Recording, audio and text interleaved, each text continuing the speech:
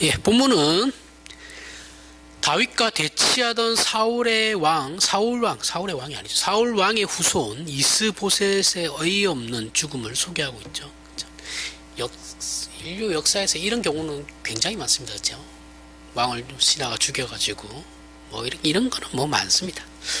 그러니까 본문 6절에서 7절 보면 레갑과 그의 형제 바하나가 밀을 가지러 온치하고 집 가운데로 들어가서 그의 배를 찌르고 도망하였더라. 그들이 집에 들어가니 이스보셋이 침실에서, 자, 이거 잘 보셔야 돼요. 자, 6절은 이미 배를 찌르고 도망했대요. 그죠? 밀을 가지러 온 채 했다가 이스보셋 집에 들어가서 이스보셋을 배를 찌르고 도망갔다고 했는데 7절에 또 그들이 집에 들어가니, 자, 또 나와요. 이스보셋이 침실에서 침상 위에 누워 있는지라 그를 쳐 죽이고 목을 베어.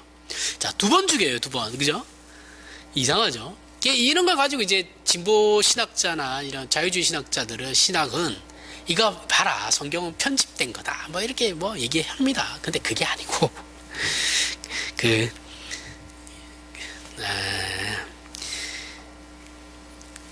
창세기 때 설명한 건데 전체적인 설명을 간단하게 하고 그 다음 절부터 이제 자세하게 들어가는 거예요. 설명이. 이해하시죠? 무슨 말인지. 죽였더라 했는데 어떻게 죽였냐 하는 걸 이제 자세하게 이제 설명하는 게 그렇게 이런 설명 방법이 있어요. 이게 평행적 기록 방법이라는 게 있습니다. 너무 이상하게 생각하실 필요 없어요. 이거 창세기 때 이런 부분이 많이 나오거든요. 그래서 제가 창세기 때 설명을 많이 했습니다. 자, 하여튼 본문 앞의 내용을 이제 그래서 이거는 이 부분 6절 7절을 이제 이상하게 생각하실 필요가 전혀 없다라는 거죠. 이런 성경에 이런 부분들은 되게 많아요. 이상하게 생각하시면 안 됩니다. 자, 앞의 내용을 간단하게 우리가 살펴보면, 자, 사울 왕이 죽었어요. 그렇죠? 블레셋과의 전투에서 죽고 그 실권자가 된 아브넬, 그 사울 왕의 그 장군이죠. 장군 중에 한 명인데 그가 이제 실권을 잡고 사울 왕의 또 다른 아들, 요나단의 동생 되겠죠. 동생 되는 이스보셋을 왕좌에 앉히고 다윗을 왕으로 삼은 유다 지파와 전쟁을 하고 있어요. 계속 치렀어요, 전쟁을. 근데 아브넬이 사울 왕의 그러니까 이스보셋의 그 작은 엄마 되죠. 첩이니까, 그죠? 뭐 왕이 뭐 부인이 한 명이었겠습니까? 그 너무 순진한 생각이죠, 그죠? 첩이 있죠. 왜 없었겠어요? 아브넬이 이제 신하가 자기 아버지의 작은 엄마 첩과 그 통관을 하게 되죠. 통관한 걸 알게 되고 이스보셋이 열이 받아가지고 너 왜 그러냐, 너 지금 도전하냐, 왕권에 도전하냐, 뭐 이런 식의 사실은 그런 식인 거죠. 선을 넘은 거니까요, 그죠? 따지고 보면 이제 왕권에 도전하는 건데 이제 뭐라 하니까 이제 그 빈정이 상했어요. 아브넬이. 야씨, 내가 지 왕 시켜놨더니 저게 이제 나를 뭐라 하네? 막 그런 거예요. 지금 우리나라 상황과 비슷하죠. 뉴스 보시면 압니다. 왜 그런지. 자, 그래가지고 빈정이 상한 이스보셋이 이스보셋을 배신하죠. 배신해가지고 사울 왕가를 다윗에게 넘기기로 다윗까지 뒷거래를 했다라고 지난주에 설명을 했죠. 그렇죠? 근데 나중에 다윗의 군대 장관이 되는 요압이라는 사람이 요주의 인물인데 이 사람 좀 위험해요. 뭐 옳은 말을 몇 번 하긴 하는데 이 사람은 왕도 없어요. 뭐 다윗과는 혈연 관계니까 뭐 그럴 수도 있는데 이 사람이 좀 건방지죠. 요압이 이전에 그러니까 다윗이 유다의 왕이 되고 이스보셋이 왕이 돼가지고 둘이 막 싸우잖아요. 그때 이제 자기 동생이 있어요. 아사엘이라고. 그 사람이, 그 동생이 전투에 나갔다, 이 사람도 이제 장군인데 전투에 나갔다가 죽어요. 아브넬한테 죽어요. 그러니까 이제 얘는 아브넬이 철천지 원수인 거예요. 내 동생을 죽인. 근데 아브넬과 지금 다윗이 협상을 하고 있는 거잖아요. 뒷거래를 하는 거잖아요, 그죠?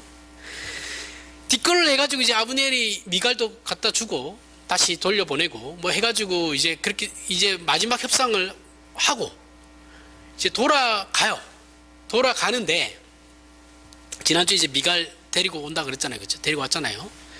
이제 돌아가는데 이제 요압이 볼 때는 이제 협상도 끝났고 저 철천지 원수를 그냥 돌려보내는 게 너무 화가 나는 거예요. 그래서 다윗 모르게 가서 죽여버립니다. 돌아가는 그 아브넬을. 이 일을 이제 다윗이 알게 돼요. 이 다윗도 참 그런 게, 그랬으면 어떠한 처벌을 가해야 되는데 처벌은 안 해요. 징계를 안 내리고 화만 내요. 화만 나고, 야, 여기에서 나는 무지하다, 네가 모든 책임을 다 져라 하고 요압에게 그 책임을 다 전가시키죠. 전가시키는 게 아니라 뭐 요압이 한 거니까. 나는 무지하다라는 것을 이제 하나님 앞에서 이렇게 얘기하고 요압에게 책임을 돌립니다. 그리고 아브넬을, 그 죽은 아브넬을 자신이 헤브론에 와서 장사를 지내줘요. 이 일 후에, 오늘 본문은 이제 이 일이 있고 난 후에 있는 일이에요. 그러니까 이제 미갈을 데리고 다윗과 마지막 협상을 하고 돌아오는 아브넬을 요압을 죽였어요.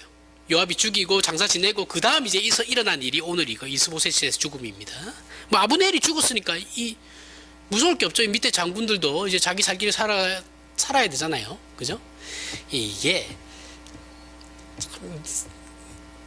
하여튼 못난 사람 밑에는 못난 부하들밖에 없어요. 그죠? B급 인간에게는 B급과 C급, D급밖에 없어요. A급이 갈 수는 없어요. 그러니까 다 이 배신 때리는 거예요. 배신 때리기 시작하는 거예요. 아, 참 희한하죠. 제가 이렇게 의도해서 만든 것도 아닌데, 설교를. 저 이거 사무엘하 설교 다 만들었거든요, 이미. 이거 몇 달 전에 만든 거예요. 지금 뭐 이렇게 뭐 맞춰서 했다고 생각하시면 안 됩니다. 저 사무엘하 설교 이미 다 끝났어요. 원본은. 전혀 상관없어요. 근데 지금 상황하고. 그래서 어떻게 돼요? 개판되죠. 뭐 개판이 이스보셋을 죽여야지 지네들이 살 것 같으니까 이스보셋의 목을 쳐가지고 죽여가지고 그걸 가지고 이제 밤새도록 도망가는 겁니다. 도망가자, 다윗에게 가요. 다윗에게 가가지고 이제 막 바치죠. 그렇게 해서 이제 뭐 터무니없이 이제 이스보셋이 왕이 죽었으니까 그 다윗이 자연스럽게 이제 왕이 되는 겁니다. 근데 이게 그 앞에 절에 보면 그 이스라엘 장로들이 다윗을 왕으로 요구했던 것 같아요. 그 내용이 나오거든요. 그래서 이스보셋이 뭐라고 하냐면, 야, 너네들이 다윗을 왕으로 요구했지 않냐? 그거 이제 내가 이루어줄게. 이렇게 얘기하는 부분이 있거든요. 예, 이스라엘 장로들은 이스보셋을 왕으로 인정하지 않았던 것 같아요. 그래서 다윗이 왕이 되었으면 좋겠다라는 생각을 다 가지고 있었던 것 같긴 합니다. 다윗은 분명히 이 모든 일의 지금 주인공이죠. 그죠? 사무엘 상하의 주인공, 뭐 사울 빼면은 지금 다윗이 주인공이잖아요. 그죠? 이 모든 일에 지금 다윗이 발이 다 담겨져 있어요. 그죠? 상관없는 데가 없어요. 근데 내용을 자세히 보면 다윗이 주인공인 건 맞는데, 그런 주인공임에도 불구하고 그가 주권적으로 무언가를 행한 일은 하나도 없어요. 그죠? 다윗이 한 거라고는 죽은 사람 장사 지내는 것밖에 없습니다. 아브넬이 지 밑에 애가 아브넬 죽여가지고 그거 장사 지내주고, 이스보셋이 그 아브넬 밑에 장군들이 배신 때려가지고 이스보셋 목 잘라가지고 가져온 거 또 장사 지내주고, 다윗이 한 건 이거밖에 없어요. 죽은 사람 장사 지내준 것밖에 없어요. 아무것도 한 게 없습니다. 발은 담그고 있지만 한 게 없어요. 주인공인데. 어제까지 자신과 싸우던 아브넬이 갑자기 자신과 정치적 뒷거래를 하게 된 배경이나 그 아브넬의 죽음, 그리고 오늘 본문의 이스보셋의 죽음에 대해서 아무런 주인공의 역할을 하지 못하고 있는 게 지금 다윗이에요. 그죠? 지금 다윗이 주체적으로 뭘 한 게 없잖아요. 장사 지낸 것밖에 없다니까요. 지 쫄따구가 협상해가지고 약속까지 했는데, 그래, 너 내가 네 생명 보장해 줄게. 왕인데, 왕으로서 지 쫄따구 왕명을 어긴 거잖아요. 이거 어명을 어긴 거예요. 이거 반역이거든요. 근데 거기에 대해서 아무 말도 못하고 한 게 없어요. 그 사실 우리가 기대하는 다윗은 전 이스라엘에게 종교적 지도자로 또는 정치적 지도자로 좀 더 멋있어야 하거든요. 멋이 있고 합당한 그 위엄과 영광을 드러내며 왕으로 등극해야 되는데, 지금 다윗이 왕이 되는 이 길을 보면 좀 짜쳐요. 속된 말로. 그죠? 이게 뭐야? 소 뒷걸음치다가 지금 쥐 잡은 꼴이잖아요. 그죠? 얻어 걸린 거예요. 우리가 기독교 신앙에서 대표적으로 오해하는 것이 신앙적으로 훌륭한 사람이라고 할 때 다윗은 그 중에 탑이죠. 모델이죠. 탑되는 모델이죠. 1티어입니다. 1티어. 요즘 뭐 애들 잘 쓰는 말로. 1티어의 모델이. 그래서 우리는 다윗이 위대하기를 바래요. 그렇지 않음에도 불구하고 그렇게 들어왔으니까. 우리 주일학교가 제일 문제예요. 사실은 이런 부분에 대해서. 주일학교 전도사들 잘 써야 돼요. 그래서 사역자들 잘 써야 됩니다. 부교육자들. 다윗처럼 기도하세요. 이렇게 가르치면 안 돼요. 어렸을 때부터. 수능털이거든요, 이거. 그래서 우리는 다윗이 부족한 부분이 있더라도 위대한 사람이야라고 이렇게 생각해버려요. 그러길 원해요. 사실 우리가 소원하는 거예요. 성경은 그렇게 얘기 안 했는데 우리가 그렇게 원하는 거죠. 그래서 전혀 성경은 그렇지 않다라고 얘기하고 있는 거죠. 우리가 다윗의 생애를 지켜봄으로써 해야 하는 질문이 뭐냐면, 우리가 다윗을 통해서 해야 하는 질문들은, 그리고 거기서 얻어야 하는 답들은, 골리앗을 물리쳤던 신앙의 효력이 왜 지속되지 않고 있느냐라는 거죠. 골리앗을 물리칠 때 담당했던 그리고 그렇게 단호했던 그 신앙 고백들이 왜 저 인생에서 다 지속되어지지 않고 있나. 그리고 하나님께서 다윗을 왕으로 세워놓고 왜 저 모양 저 꼬라지로 사용하시냐라는 거예요. 아니, 세웠으면 좀 당당하게 위풍 있게 누가 봐도 야 대단한 사람이다 이렇게 사용해야지. 왜 소 뒷걸음치다가 마치 운이 좋아가지고 왕이 된 거죠. 자신의 실력으로 된 게 아니고 왜 저런 식으로 하시냐라는 거예요. 우리는 다윗의 생애를 성경이 의도하는 대로 살펴봐야 됩니다. 살펴봐야 됩니다. 그렇게 신앙 현실도, 우리의 신앙 현실도 그렇게 점검해야 돼요. 우리 중에 누구도 감격 없이 예수를 믿는 사람은 없어요. 예수 믿는 것 자체가 감격인데 어떻게 감격이 없겠어요. 예수를 믿는다는 건 그 어떤 것보다 감격적이고 분명한 자기 이해가 있는 거예요. 모든 신자는 그 감격과 이해 속에서 단호하게 그리고 기꺼이 자신의 생애를 하나님 앞에 헌신하겠다고 다짐하며 신앙 고백을 하는 겁니다. 그죠? 이게 없으면 신자가 아니에요. 그런데 그 다음부터가 문제죠. 그렇게 했어요. 신앙 고백도 하고 우리도 다윗처럼 멋있게 신앙생활을 하겠습니다. 하나님 헌신하면서 살겠습니다 했는데 그 다음부터는 흐지부지죠. 그죠? 우리 수련회 가면 그렇게 하잖아요. 안 하신 것처럼 나는 안 그렇다라고 생각하시면 안 돼요. 여러분도 어렸을 때 수련회 갔을 때 은혜 받았다는 사람들, 저도 그랬고, 그 다음부터는 막 철저하게 신앙생활 하려고 하는데 뭐 그게 한 달 가나? 길게 가면 한 달입니다. 길게. 저는 한 2달 갔어요. 새벽기도 2달 했으니까. 딱 2달 했습니다. 힘들어서 못하겠더라고요. 그 다음부터 흐지부지예요. 그죠? 이게 우리 현실이라는 거예요. 이 문제 때문에 다윗의 생애가 우리에게 필요한 것이죠. 그죠? 다윗도 우리가 다르지 않습니다. 또 성경이 우리 신자들의 현실이 갖는 의미의 답을 하려고 하는 것이기도 합니다. 하지만 앞에서 얘기했듯이 신앙이 그저 훌륭해지는 싸움일 뿐이고 그 모델로 성경의 인물이 등장하는 것이다 라고 그렇게 쉽게 생각하고 쉬운 선택을 하게 되면 예수 그리스도의 십자가는 설 자리가 없다 그랬죠. 그렇죠? 누구를 본받자, 누구를 따처럼 되자 이렇게 하면 예수 그리스도의 십자가는 필요가 없어요. 우리가 성경에서 본받아야 될 사람은 예수 그리스도밖에 없어요. 그럼 지금 우리가 다루고 있는 성경은 다윗의 훌륭함을 말하지 않고 있죠. 그죠? 않는다라는 것과 성경은 위인을 만들지 않는다라는 이런 생각이 과연 성경의 지지를 받고 있는 것인지를 우리는 다시 한번 확인할 필요가 있죠. 늘 점검해야 됩니다. 늘 이 부분에 대해서. 이 대표적인 인물이 욥이거든요. 욥도 예전에 제가 설명을 했죠. 그리고 이게 욥의 주제이기도 하죠. 동시에 우리가 지금 이렇게 확인하려고 하는 부분이 욥의 주제입니다.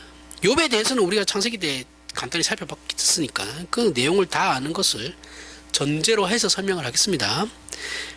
기억 안 나시겠지만 설명하면 기억난다, 이 기억이 나실 거예요. 새록새록. 우리가 알듯이 욥은 하나님께서 인정하는 흠이 없는 경건한 사람입니다. 그렇죠? 그는 하나님께 복을 받아 하나님의 보호 속에서 사회적으로나 종교적으로나 특별한 혜택을 받으며 살고 있었어요. 욥은 히브리인이 아니에요. 아브라함의 후손이 아닙니다. 아브라함과 동시대 사람이에요. 다른 지역의 사람이 이방인이에요. 그러니까 쉽게 얘기하면 이때는 뭐 이방인의 개념이 없으니까 선택받은 민족이 없으니까 뭐 셈족이 선택받다 아니에요. 선택은 아브라함 때부터입니다. 그러다가 어느 날 사탄이 하나님 앞에 사탄이 세상 한 바퀴 쉬 돌다가 하나님이 총회를 열었는데 거기 이제 쉬 나타납니다. 야, 사탄이 어떻게 하나님 앞에 나타나냐? 나타나요. 사탄도 하나님이 다스리는 존재예요. 자꾸 하나님과 대립시키려고 하지 마세요. 사탄은 하나님과 대립되는 인물이긴 한데 하나님과 동등하게 대립되는 인물은 아니에요. 하나님께서 그냥 허락해주고 계시는 선 안에서 지가 반역을 하고 있는 건데 그걸 하나님께서 허락해주고 계시는 거예요. 아무리 까불어봐야 소용이 없으니까. 그러니까 네 마음대로 해봐라 라고 지금 내버려 두고 계시는 거예요. 하여튼 불러서 왔어요. 총회를 하니까 와야죠. 지도 한 자리 하고 있으니까. 하나님께서 사탄에게 얘기하죠. 야, 니는 왜 그 모양이냐? 핀잔을 주시죠. 그러자 사탄이 빈정상하죠. 내가 왜요? 내가 뭐가 문제인데요? 이렇게 얘기하겠죠. 했죠. 대묻죠. 그때 하나님이 야, 욥을 봐. 욥을 좀 봐라. 좀 본받아 봐라. 하니까 사탄이 아니 하나님 욥에게 그렇게 잘해주시니까 욥이 부자였으니까요. 자식도 많았고 잘해주시니까 당연히 욥이 하나님께 잘하는 거 아닙니까? 그의 재산과 건강을 빼앗아 보십시오. 그도 하나님을 원망할 거 아니겠습니까? 그럴 때 하나님께서 그래? 그럼 욥의 생명만 건드리지 말고 네 마음대로 한번 해봐.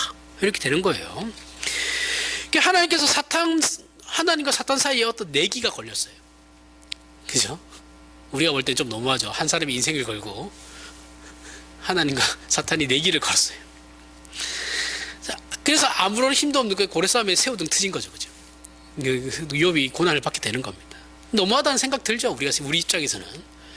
그래서 욥의 주제 중에 하나가 하나님의 절대 주권이라는 거예요. 그죠? 그게 하나님의 주권이다라는 거예요.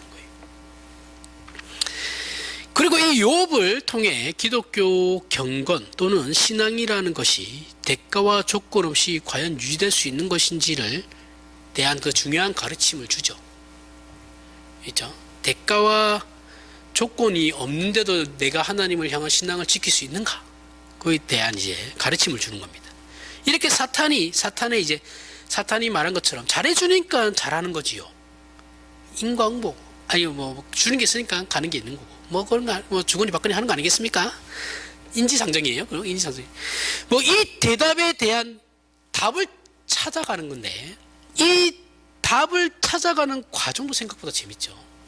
그 이유는 뭐냐면, 하나님께서 한 영혼을 항복시키실 때 하나님의 능력과 주권이라는 이름으로 한 영혼을 조작하거나 조정하지 않아요. 그죠? 또는 강요하지도 않습니다. 그 신앙을 항복시키지도 않아요. 욥이 고통받을 때 하나님께서 그에게 어떤 강요해서 야, 하지마. 너 나 원망하는 소리 하지마. 이런 말 한마디도 안 하셨어요. 그죠? 욥은 지 마음대로 짓거렸어요. 하나님 나타나실 때까지 지가 하고 싶은 말 다 하고 지 하고 싶은 행동 다 했어요. 그 전부 다 내용이 다 원망하는 거예요. 뒤로 갔을 때. 하나님께서는 한 인격이 당신님에게 신앙을 고백했을 때 그의 신앙을 현실과 연결합니다. 연결시켜가지고 그로 하여금 끊임없는 질문과 끊임없는 자기 성찰로 그 고백이 갖는 진정한 의미를 찾게 하시는 거죠. 그냥 입으로만 신앙 고백하고 끝이 아니고 하나님은 우리가 고백하는 그 신앙 고백을 현실에 접목시켜 버리세요. 그래서 그 현실을 통해서 우리의 그 신앙 고백이 진정한 나의 것이 되게끔 하는 겁니다. 그렇게 만드신다라는 그 안에서 의미를 찾게 하신다라는 거예요. 그렇다고 그러면 이게 사람의 몫입니까? 라고 하면 그건 아닙니다. 그건 아니고 그렇게 하나님께서 진정한 답을 찾아가도록 인도하신다라는 거예요. 아니 하나님 그러다가 삐딱서하면 어떻게 해요? 우린 그런 걱정할 수도 있잖아요. 그 사람 너무 몰아쳐가지고 저 사람이 막말로지 흑화되면 어떻게 돼요? 하나님 나 부인해버리고 떠나면 어떻게 돼요? 그런 사람한테는 이런 시험 안 줘요. 이해하시죠? 될 만한 사람한테 주는 겁니다. 하나님도 그 정도는 아세요? 하나님이 사탄하고 내기를 한 이유는 뭐겠어요? 그 정도는 알고 계신. 욥이 그렇게까지 갈 놈은 아니다라는 걸 아시는 거죠. 이게 욥입니다. 그렇게 뭐 시험 받아서 떠나는 거면 그 사람은 애초에 신자는 아닌 거죠. 그렇죠? 그래서 욥은 고통스러운 생애를 보내요. 현실적으로도 물질적으로도 그리고 정신적으로도 신앙적으로도 고통을 동시에 겪어요. 이거 사실 멀쩡한 사람 이거 힘들어요. 못 버팁니다. 하나님 왜 이런 일이 저에게 생깁니까? 도대체 제가 저에게 뭘 원하십니까? 이 질문을 시작으로 욥은 신앙적 회의와 갈등과 고민을 하게 되는 거죠. 고민하고 하지 않고 살아가던 욥에게 하나님께서 고민거리의 그 폭탄을 던지신 거예요. 우리의 신앙이라는 건 다윗의 생애에서 보는 바와 같이 골리앗을 물리칠 때의 그 기계와 확신만 있으면 끝나는 것이 아닙니다. 나 이제 예수님 알아. 나 예수님 믿어. 그래 나 앞으로 이렇게 살 거야. 예, 그렇게 사세요. 근데 얼마 안 갈 거예요. 그 당신의 하나님을 향한 그 진심이 당신의 모든 인생의 답이 되진 않습니다. 답을 찾을 수도 없어요. 그런 식으로. 당신은 앞으로 더 힘든 삶을 살게 될 겁니다. 이렇게 가르쳐야 돼요. 목사들은. 그래 열심히 더 해요. 그래야지 더 행복해지고 더 잘 되고 남편도 사업도 잘 되고 애들도 잘 되고 이렇게 될 거라. 거짓말이에요. 그렇게 얘기하는 사람 다 사꾼이에요. 성경은 그렇게 얘기하지 않아요. 앞으로 더 힘들어질 거예요. 이렇게 얘기해야 돼요.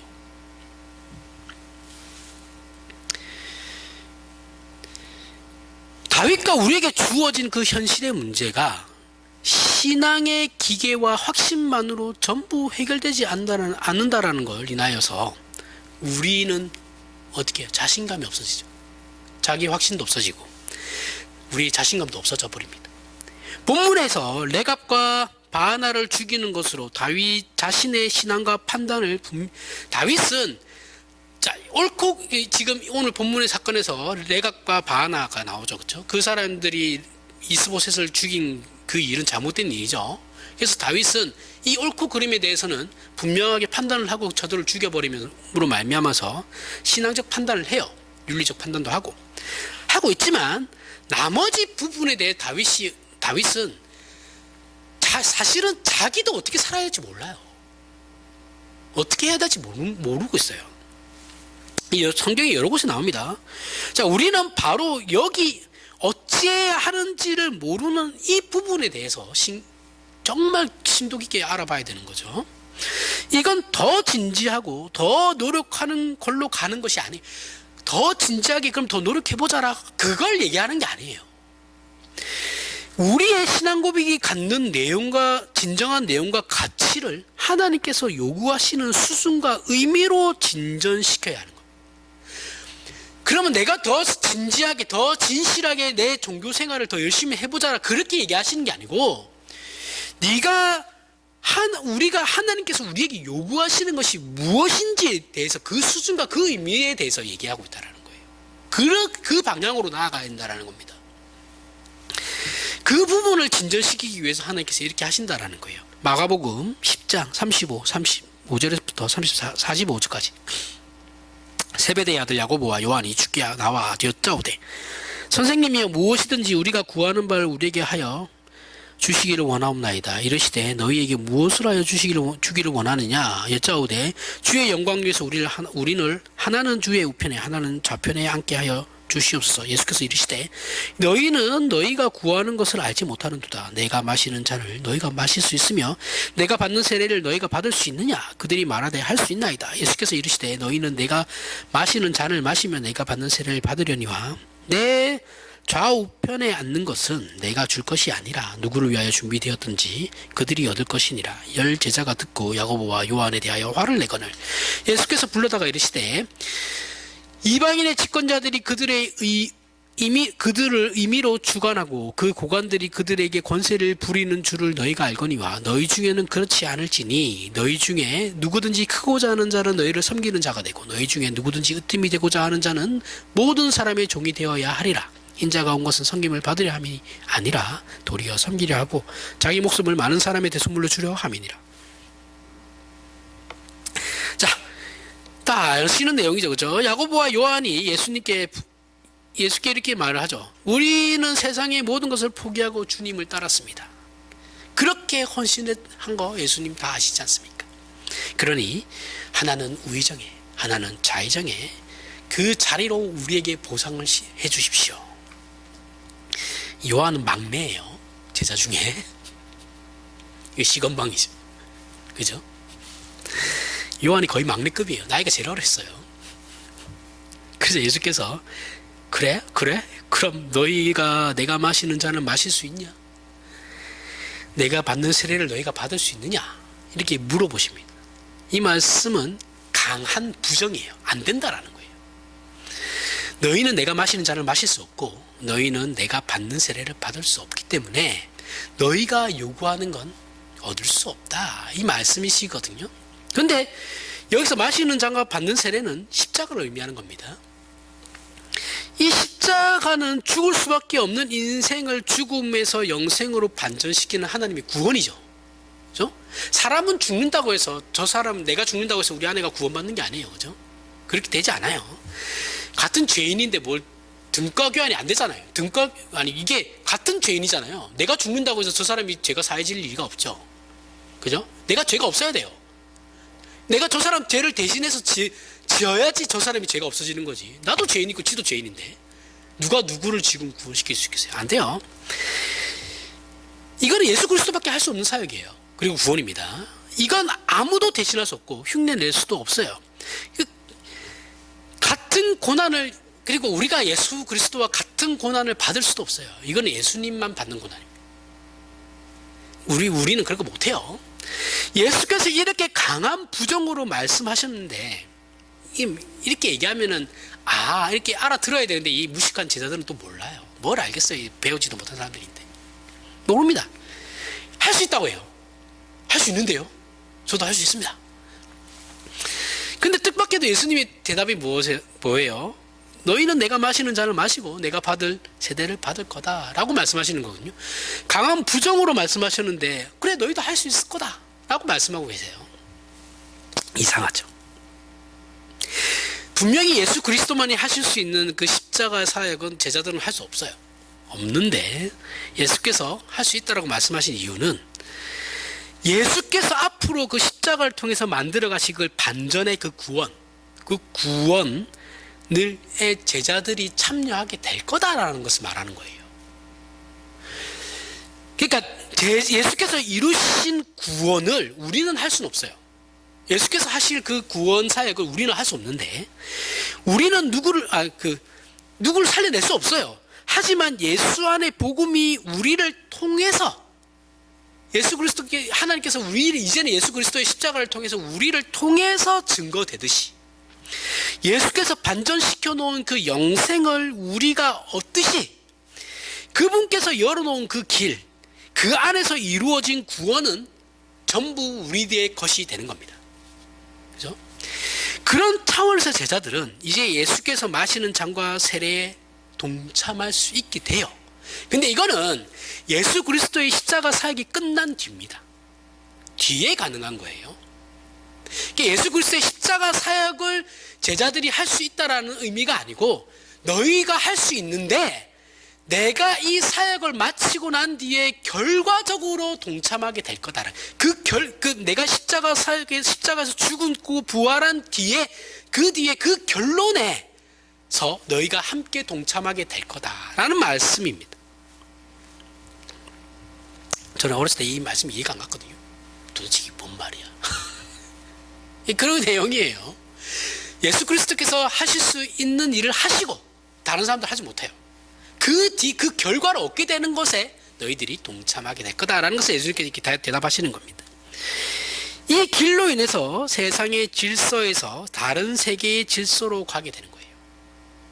우리가 예수께서 이방인의 집권자들이라고 표현하신 세상의 질서는 가진 자가 군림하는 질서죠. 그죠? 가졌다라는 건 재력과 권력과 지식 등을 말하는 겁니다. 이 세상의 질서는 가진 자가 군림하고 가지지 못한 자가 그 밑에서 그 저들을 섬기는 질서예요. 하지만 예수께서 이루실 하나님의 나라는 그렇지 않다라는 거죠. 43절 44절에 너희 중에는 그렇지 않을지니 너희 중에 누구든지 크고자 하는 자는 너희를 섬기는 자가 되고 너희 중에 누구든지 으뜸이 되고자 하는 자는 모든 사람의 종이 되어야 하리라. 인자가 온 것은 섬김을 받으려 함이 아니라 도리어 섬기려 하고 자기 목숨을 많은 사람한테 중물로 주려 함이니라. 자, 예수께서 섬기러 오셨고 죽으러 오셨다고 합니다. 예수께서 제자들에게 가르치시는 것은 너희 신앙의 대가는 군림하는 게 아니고 섬기는 거야. 자, 우리는 이 말을 너무 쉽게 생각해요. 근데 이거 진짜 씹는 거거든요. 다 군림하지 않고 섬기라는 것은 다 알아요. 글쎄, 우리 한국 기독교에 모르는 신자는 없어요. 근데 아무도 섬기지 않습니다. 다 군림하라고 해요. 그죠? 신앙이라는 이름으로. 늘 얘기하는 사람들, 그 교회 안에서 눈에서 레이저 쏘는 사람들 있잖아요. 다 군림하려고 하는 거예요, 그거. 목사도 교인들을 위해서 군림하려고 그러고, 장로들도 교인들을 위해서 군림하려고. 누가 그거 권력으로 준 거 아니잖아요. 그죠? 대표로 세운 거잖아, 장로는.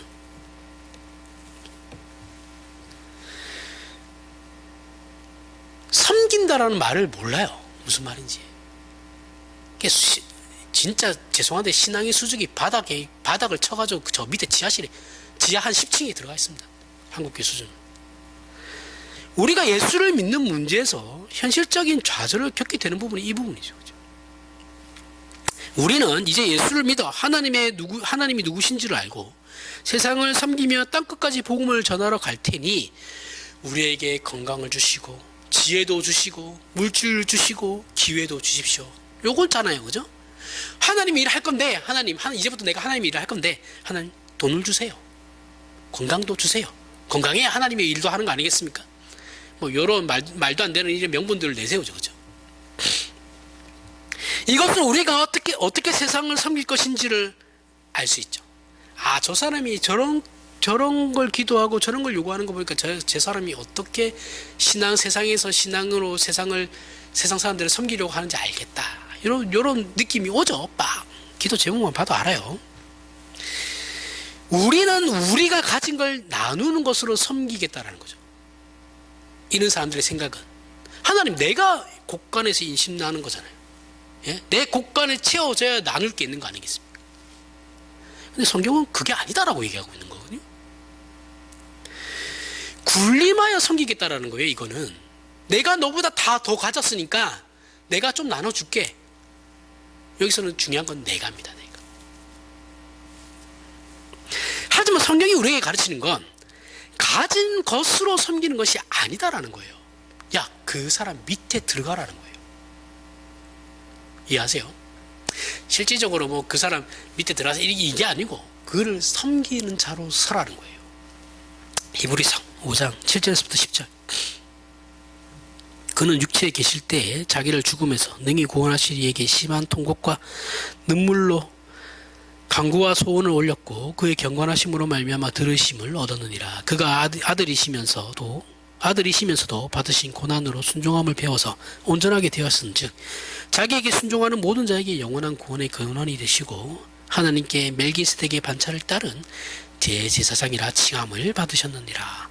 자, 예수께서 이 땅에 계실 때 죽음에서 능히 구원하실 이, 즉 무에서 유를 만들어내시고 사망에서 영생을 만들어내실 전능하신 하나님이신데 그 예수가 그분이 심한 통곡과 눈물로 기도를 했다라는 거예요. 전지전능하신 하나님이신데 그 전지전능하신 하나님께서 눈물과 통곡으로 기도했다라는 거예요. 이게 무슨 말이냐? 이렇게 전지전능하신 하나님이심에도 불구하고 당신님의 아들인 독생성자 예수께서 심한 통곡과 눈물로 기도함에도 그 기도에 응답하지 않는 처지에 있었다라는 말입니다. 하나님께서 외면해야만 하는 그 상황에 있었다라는 거죠. 외면해야 예수님께서 죽으시니까. 외면하지 않으면 예수님이 죽을 수가 없어요. 그 예수님께서 죽으실 때는 어쨌든 그 삼위일체의 그 관계를 끊으셔야 되는 거예요. 절대 끊을 수 없는데 끊을 수밖에 없는 상황인 거죠. 그렇죠?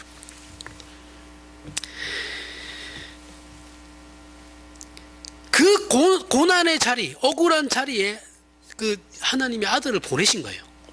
사망에서 영생을 만드실 수 있으신 이에게 심한 통곡과 눈물로 기도해야만 하는 처지를 생각해 보십시오. 우리는 모두 이 자리에 있는 겁니다. 그죠? 우리가 선하고 신자가 옳음에도 불구하고 우리가 지금 이 자리에 있는 거예요. 심한 통곡과 그 눈물로 기도해야 하는 모든 신자는 다 여기에 있어요. 하나님은 온 우주 만물을 지으신 분이시고 나를 사랑하여 그 아들까지 죽이신 분이신데 왜 내 현실은 요마양 요꼬라지고 거지같이 왜 이렇게 거지같이 만드십니까? 그 자리에 와 있는 겁니다. 우리가 이게 왜요? 예수님도 그 인생 사셨으니까. 예수님도 사셨는데 왜 그런 불만을 우리가 가질 수 있는 이유가 없죠. 하나님께서 야, 내 아들도 그렇게 살았어. 그럼 뭐라고 하실 건데요? 전지전능하신 하나님의 보내심을 받은 독생 성자 예수께서도 심한 통곡에 눈물로 기도를 해야만 하는 그런 현실을 그 길을 걸어야 했던 것이요. 그게 섬김의 길이라는 겁니다. 우리는 우리가 갖추고 나서야 섬기며 봉사하고 싶어 하죠. 누군가를 우리가 도와주러 갈 때도 내가 뭔가 있어야지 도와줄 수 있다고 생각하는 거예요. 그죠? 그래야지만 보태줄 능력도 기회도 있고 그렇게 하는 게 우리 신앙과 헌신의 보상이며 신앙 실천의 조건이라고 여겨요. 그런데 하나님께서 하시는 말씀은 그게 아니고 우리가 정말 섬기려거든 밑에서부터 즉 아래 사람으로 들어가라는 거예요. 우리가 맞닥뜨리고 있는 현실의 처지를 생각해 보십시오. 우리가 신앙생활을 제대로 하지 못하고 자신 없어 하는 이유가 무엇입니까? 우리 신앙에 자신이 없죠. 우리는 왜 그래요? 우리가 가진 그 분명한 신앙 고백과 열정에 대해서 하나님이 아무런 보상을 해주지 않았기 때문에 그런 거죠. 그렇다고 생각하는 거죠. 우리가 가진 신앙체 자체에 대한 확신과 신자로서 살아가는 문제에 대한 자신이 없기 때문이에요. 하나님께서 우리에게 아무것도 안 주셨기 때문이라고 하는 겁니다. 지식도 안 주셨고 학력도 안 주셨고 지위도 안 주셨고 권세도 안 주셨고 성공도 안 주셨고 재력도 안 주셨고 하다못해 인물이 또 안 주셨어요. 잘생기기라도 하고 이쁘기라도 하면 덕이라도 볼 텐데 그런 것도 없어요. 그렇게 살다가 아무것도 하지 않은 채 죽음을 맞이해요. 그게 한국교회 신자들의 현실이에요. 이게 다 기독교 신앙을 오해해서 그렇게 되는 겁니다. 그렇게 가르쳐 놨으니 그런 거예요. 그래도 그렇게 가르쳐도 안 듣는 게 사람이긴 한데 그렇다고 목사들이 또 그렇게 안 가르쳤냐면 아니 그것도 아니에요. 그렇게 가르쳤어요. 못나게 가르쳤어요. 우리 기독교 신자는 내가 줄 것이 있어 군림하는 자처럼 어깨에 힘주고 온갖 똥폼 다 잡으며 섬기는 게 아니에요. 교회 안에서도 이러잖아요. 그죠? 가진 사람이 어깨에 목에 힘주고 내가 헌금을 얼마 하는데 내가 교회 행사하면 찬조금 몇백씩 내고 그럼 어깨 힘 들어가죠. 목에 뽕 들어가죠. 그죠? 어깨 뽕 들어가죠. 그 목사도 지 밑으로 보이고 그죠? 이런 사람도 많잖아요.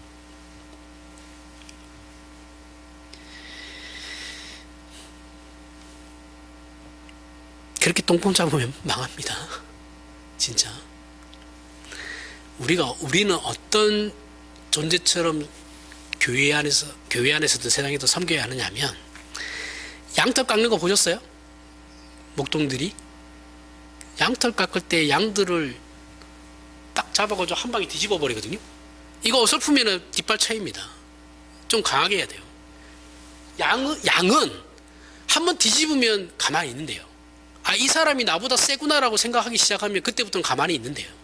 그래서 한번 잡고 확 뒤집어 버려가지고 그때부터 양털을 깎고 배가 이쪽으로 보이게 해가지고 양털을 이렇게 깎거든요. 이게 뒤집는 거예요. 앞발 내가 이쪽 잡고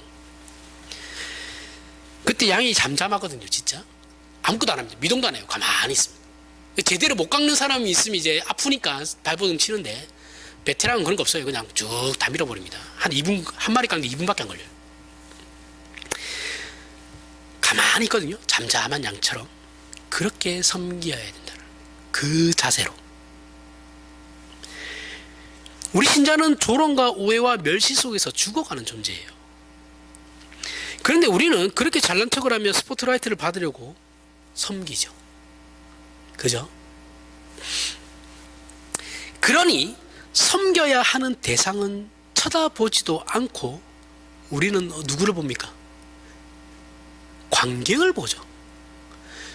교회 안에 어렵고 힘든 우리의 형제가 있는데 그 사람을 도와줘야 되잖아요. 그러면 그 사람의 필요를 도와줘야 되는 거예요. 그죠? 그 사람이 무엇을 도와줄까? 내가 이렇게 이런 게 있는데 어떻게 하면 널 도와줄 수 있겠냐? 이렇게 물어보고 도와줘야 되는 거예요. 근데 우린 그런 거 같죠? 도와줘요. 뭔가를 도와주는데 이 사람한테는 전혀 쓸모가 없는 거죠.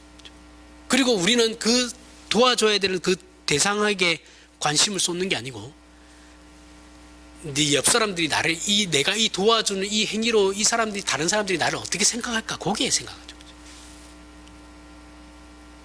정작 이 사람은 이 도움이 필요가 없어요.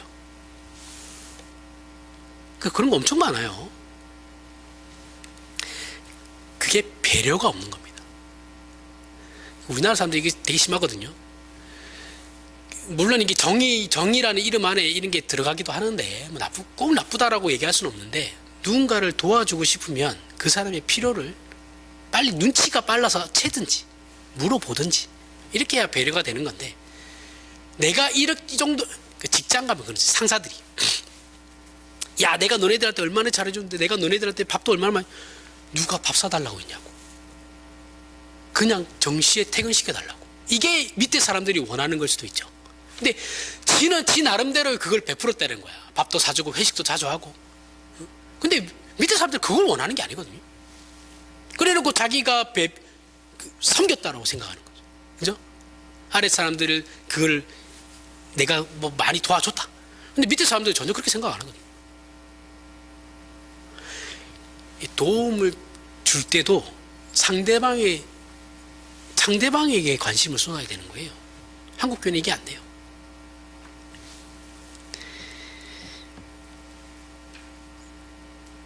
이게 무슨 교만이라든가 어떤 허영심이 있어서 그렇다라는 얘기가 아닙니다. 아니고 신자라면 누구나 근본적으로 자신의 신앙을 점검할 때 이 문제에 걸리죠.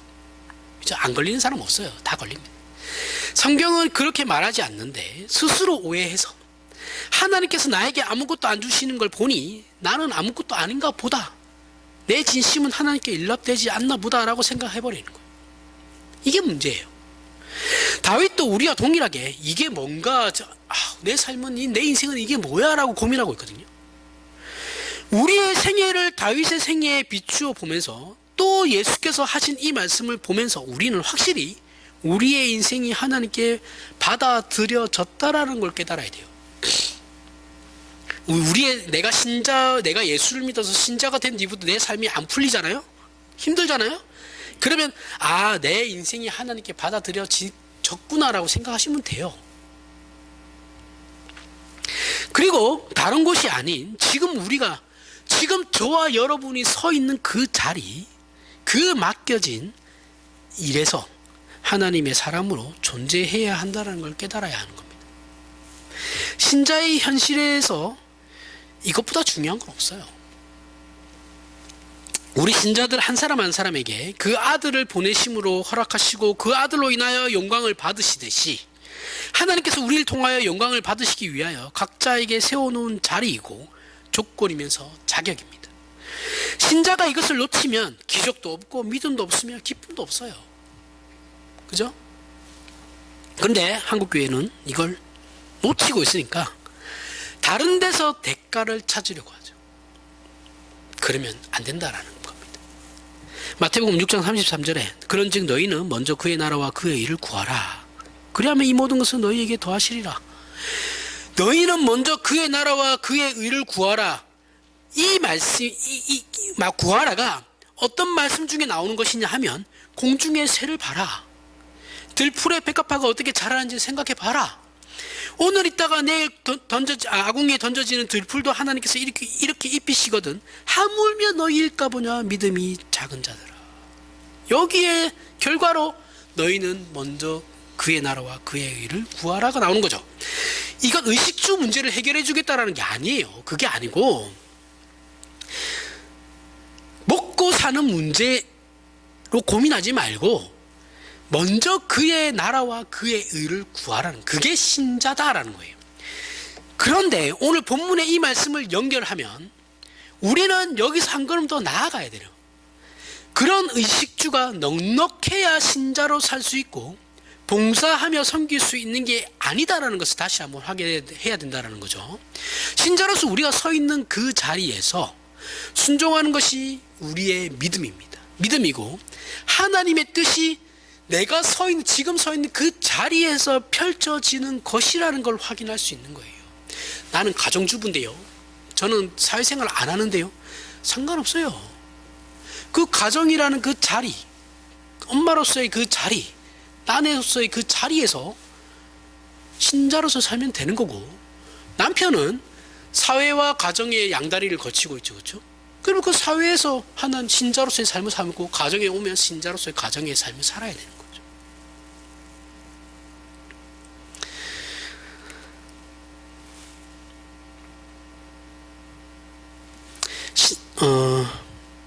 신자로서 우리가 서 있는 그 자리에서 순종하는 것이 우리의 믿음이고 하나님의 뜻이 거기서부터 펼쳐지는 것이라는 걸 우리가 확인해야 됩니다.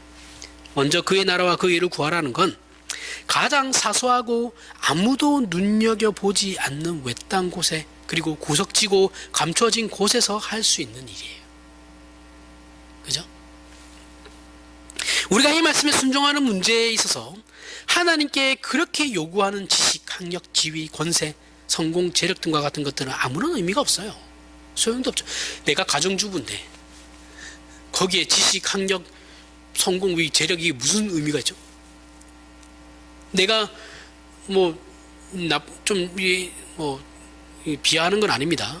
내가 하는 일이 공공근로예요. 공공근로인데 사람들이 볼 때는 우습게 보일 수도 있겠죠. 그렇죠? 근데 내가 그 공공근로를 하는 일에 있어서 지식, 학력 이게 왜 필요해요? 그 일을 주어진 일을 열심히 하면 되는 거지. 그 안에서. 그죠? 그게 어떤 일이든 상관없어요. 그거는. 불법만 아니면 돼요. 불법만 아니고 성경이 하지 말라는 것만 하면 됩니다. 그리고 나머지 직업에서는 아무 상관없어요. 하나님께서는 지식, 학력, 지위, 권세, 성공, 재력 등과 같은 것이 아니고 이 당신님의 말씀에 순종하는 우리를 통해 세상을 변화시키실 것이다 라고 말씀하시는 겁니다. 그리고 그렇게 당신님의 영광을 세상에 드러내실 것이다 라고 말씀하시는 거예요. 하나님의 나라는 가루 서말 속에 넣은 누룩과 같은 겁니다. 이게 천국이잖아요. 그렇죠? 하나님의 나라. 밀가루가 누룩을 삼켜버렸지만 결국 누룩이 밀가루를 부풀리게 만들죠. 그와 같이 우리 신자라는 존재가 그렇다는 겁니다. 우리 신자는 세상에 삼켜져 있는 존재죠. 하지만 그 삼켜진 존재 안에서 누룩처럼 이렇게 세상을 부풀리게 하는 거예요. 하지만 우리는 누룩이 되려고 하지 않아요. 우리는 뭐가 되려고 합니까? 우리 신자는 제빵사가 되고 싶어 하죠. 밀가루도 아니에요. 밀가루는 세상이니까 안 돼요. 세상과 누룩을 주무르는 제빵사가 되고 싶어요. 아니면 빵가게 주인 되고 싶어 하죠. 성경은 그렇게 얘기하지 않아요. 우리 보고 누룩이 되라고 합니다. 그죠? 사장이 되고 싶어 하지 말단 직원이 되고 싶어 하지 않아요. 우리는 사장이 돼야 성공하는 거니까. 하늘에 썩는 미랄이 돼야 돼요. 그죠? 미랄은 너무 작아서 가치가 없어 보이죠. 떨어지면 어딘지도 모르잖아요. 신자가 그런 존재라는 거예요. 세상에 떨어져 있지만, 세상에 덩그러니 놓여져 있지만 가치를 몰라요. 세상 사람들은. 그죠? 어디 있는지도 몰라요. 그게 우리라는 거예요. 근데 그 미랄이 썩어서 나무가 되는 겁니다. 우리는 관처진 존재라는 거예요. 신자된 우리의 현실적인 자리를 한번 보세요. 세상은 우리가 누군지 몰라요. 관심도 없어요. 이게 우리를 당황하게 만드는 거죠. 그렇죠? 그 이유는 우리는 하나님의 사람이 되면 군림할 거로 생각했는데 전혀 그렇지 않죠. 미국이 코로나 끝나고 기독교인 숫자가 4천만 명이 줄었대요. 4천만 명이면 우리나라 인구 수준이죠. 그렇죠? 우리나라가 5,200만 명이니까. 심각한 겁니다. 미국이에요, 미국. 국교로 기독교가 정해지지는 않지만 사실적으로 국교죠. 왜냐하면 그 대통령 선서할 때도 다 성경에서 오는 거 하거든요. 재판을 할 때도 그렇고.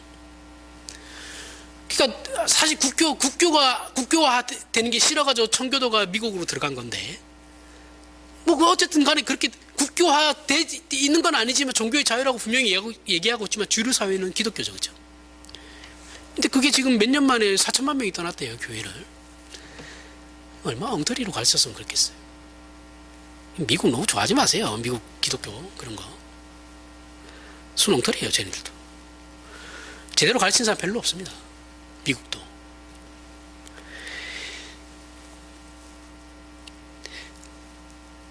신자된 우리의 현실을 보세요. 우리는 하나님의 사람이 되면 군림할 거로 생각하는데 전혀 그렇지 않아요.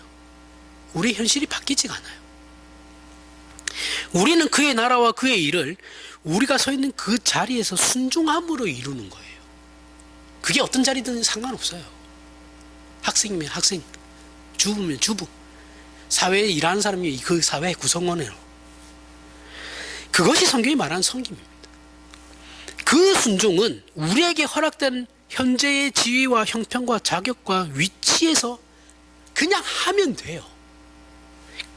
그래서 그 결론을 보겠습니다.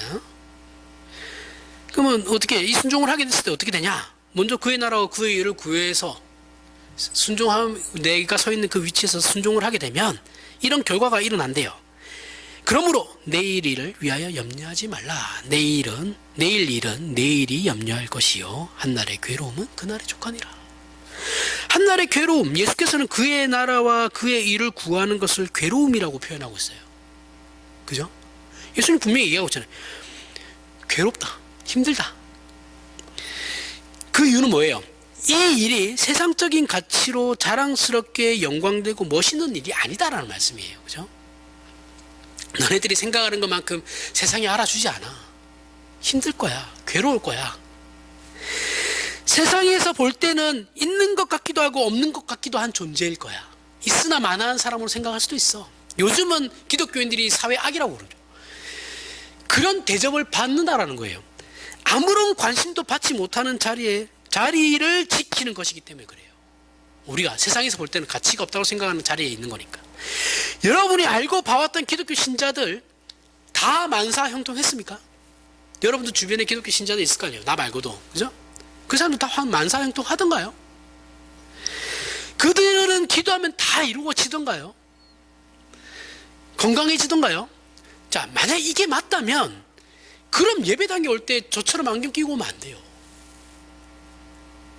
그죠?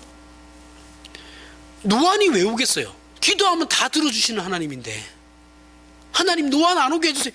저 우리 집사님처럼 눈 수술할 필요도 없어요. 왜 하겠어요? 기도하면 다 낫는데. 말 같지도 않은 거죠. 그죠? 귀찮아 죽겠어요. 노안이 와서. 저도 지금 노안이 와가지고 바늘 꽂는데 며칠 전에 이거 바늘 귀에 이게 꽂는데 20분 걸렸어요. 아유, 죄송합니다. 젊은 놈이 그렇게 얘기해서. 근데 안 보여요. 단추 떨어져가지고 단추 꽂는다고. 간단하게 이것만 생각해도 지금 한국교회나 한국교회 신자들이 추구하는 방향이 얼마나 잘못된 곳으로 가고 있는지를 알 수 있죠. 그렇죠? 그러면 신자가 고민할 일이 뭐가 있겠어요? 문제는 이런 생각조차 없다라는 게 우리의 문제죠. 그죠? 성찰이 없어요. 한국교회 지금의 한국교회는 성찰이 없어요. 그냥 무조건 전진이에요. 앞으로 나아가자. 뒤는 필요 없다. 뒤가 왜 필요 없어요? 뒤를 봐야 회개도 하고 성찰도 하죠. 과거가 있어야 내 지금의 오늘의 나를 만들어갈 수 있는데 과거는 쳐다보지도 않고 에이 지나간 거잖아. 그게 뭐예요? 그럼 역사 공부를 왜 해요? 그래서 보수가 역사를 싫어하기도 하죠. 우리는 섬길 줄 모르고 군림하려고 해요. 그러니 신자임에도 불구하고 스스로 괴롭고 세상도 괴로우며 자신의 신앙도 확인할 방법이 없는 겁니다. 그러니 섭섭함 또는 자랑만 넘쳐나고 있는 거예요. 목사라고 다를 거라고 생각하면 안 된다 그랬어요. 목사도 똑같습니다. 한국교회 목사들 수준은 그렇게 높지 않아요. 여러분들이 생각하는 것만큼. 우리 기독교 신자들은 세상에서 많은 제한과 어려움 속에 묻혀 있어요. 그 세력 속에 잡혀 있어요. 그런데 하나님께서는 거기서 신자가 되라고 하시는 거예요. 그죠? 말도 안 되는 상황 속에서 네가 신자임을 드러내라고 말씀하시는 거거든요. 그런데 하나님께서는 거기서 신자가 되라고 먼저 그의 나라와 그의 일을 구하라, 이렇게 말씀하시고 하나님의 통치에 순응하라고 말씀하시는 거예요. 그것이 기독교 신자의 역할이고 신앙입니다. 그리고 이게 섬김의 정의예요. 그러니 부디 우리 신앙 고백의 영원함과 그 신앙 고백의 내용을 허락하신 하나님과 함께 하심이 저와 여러분을 포함한 모든 신자에게 지금도 충만히 넘치고 있음을 확인하여 그 복된 인생으로 부름을 받았다는 걸 알므로 이제는 그 복을 누리는 저와 여러분이 되길 바랍니다. 기도하겠습니다. 하나님 아버지, 은혜를 감사합니다. 하나님의 자녀로 사는 것은 세상의 눈으로는 알 수 없는 신비한 것입니다. 하나님을 섬기며 사는 것이고 하나님의 영광이 드러나는 것이며 하나님의 기적이 이루어지는 그러한 존재로 사는 것입니다. 그런 인생을 허락받았으니 풍성하게 하시고 겸손하게 하시며 인내하게 하여 주시옵소서. 그리고 승리할 수 있게 하여 주시옵소서. 예수님 이름으로 기도합니다. 아멘.